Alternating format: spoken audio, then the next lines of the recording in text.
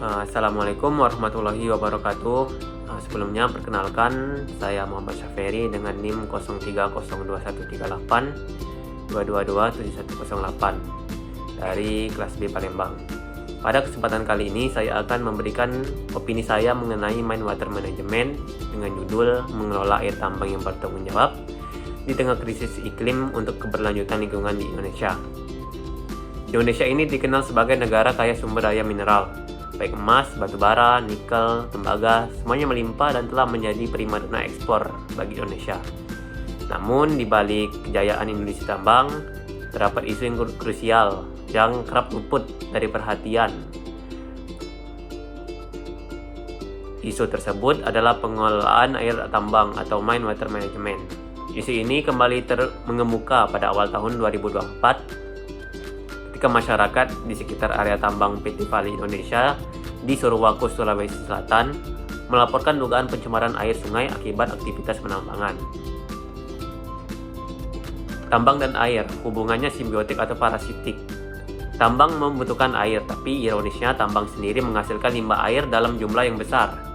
Air tambang dapat berasal dari hujan yang masuk ke lubang tambang, rembesan dari batuan, maupun dari proses operasional seperti pencucian biji atau ore processing. Tanpa pengelolaan yang memadai, air tambang bisa menjadi bencana ekologis. Salah satu contoh klasik adalah kasus Buyat di Sulawesi Utara pada awal 2000-an yang menyeret nama PT Newmont Minahasa Raya. Meski perusahaan akhirnya dinyatakan tidak bersalah secara hukum, kasus ini membuka mata publik akan bahaya laten dari air tambang tersebut.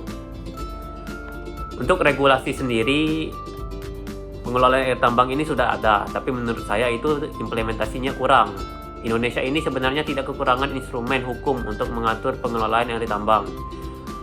Pengelolaan air tambang sendiri diatur dalam Undang-Undang Nomor 32 Tahun 2009 tentang Perlindungan dan Pengelolaan Lingkungan Hidup, Peraturan Pemerintah Nomor 22 Tahun 2021, hingga Keputusan Menteri ESDM Nomor 1827 K-30-MEM-2018 tentang pedoman pelaksanaan kaidah teknik pertambangan yang baik. Namun implementasinya masih menjadi pekerjaan rumah yang besar.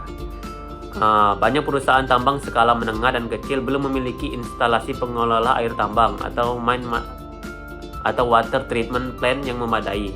Bahkan, beberapa masih membuang air sisa tambang langsung ke lingkungan tanpa adanya proses netralisasi. Contoh paling mutakhir dapat dilihat pada laporan WALHI atau Wahana Lingkungan Hidup Indonesia pada tahun 2023.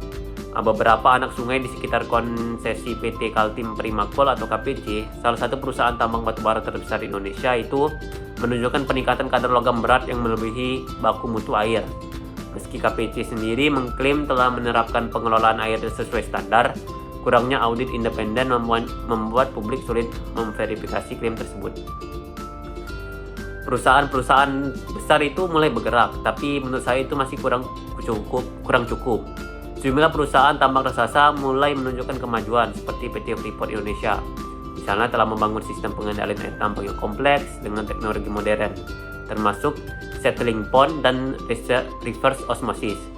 PT Vale Indonesia juga mengklaim telah mengoperasikan sludge treatment facility dan melakukan monitoring kualitas air secara rutin. Langkah-langkah ini patut diapresiasi, tapi tidak bisa berhenti di situ. Menurut saya, keberlanjutan harus menjadi prinsip utama pada Main Water Management sendiri, bukan hanya sebagai bentuk kepatuhan terhadap regulasi atau sekedar alat untuk menjaga citra perusahaan itu. Saya juga berpendapat bahwa pengelolaan air tambang yang baik tidak hanya berbicara soal teknis, tapi juga soal keadilan ekologis dan sosial.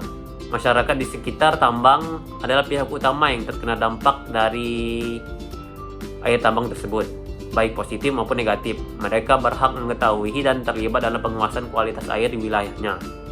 Model keterlibatan masyarakat dapat dilakukan seperti community based monitoring. Perlu diperluas. Perusahaan memiliki teknologi sensor online untuk memantau debit dan kandungan air. Maka publik juga harus memiliki hak untuk mengakses informasi tersebut.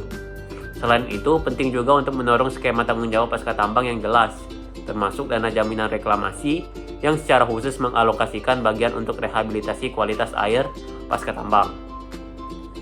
Teknologi dan teknologi seharusnya menjadi sekutu, bukan musuh. Banyak solusi inovatif yang bisa diadopsi, mulai dari bioremediasi, menggunakan tanaman lokal, sistem pengolahan berbasis constructed wetland,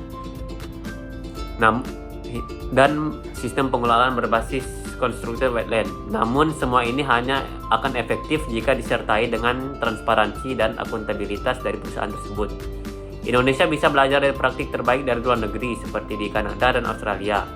Perusahaan tambang wajib mempublikasikan laporan kualitas air dari hasil tambangnya sendiri dan hasil pemantauan lingkungan secara berkala.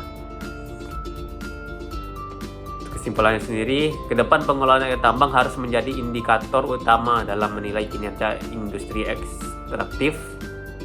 Pemerintah harus lebih tegas menegakkan aturan, masyarakat harus diberdayakan dalam pengawasan.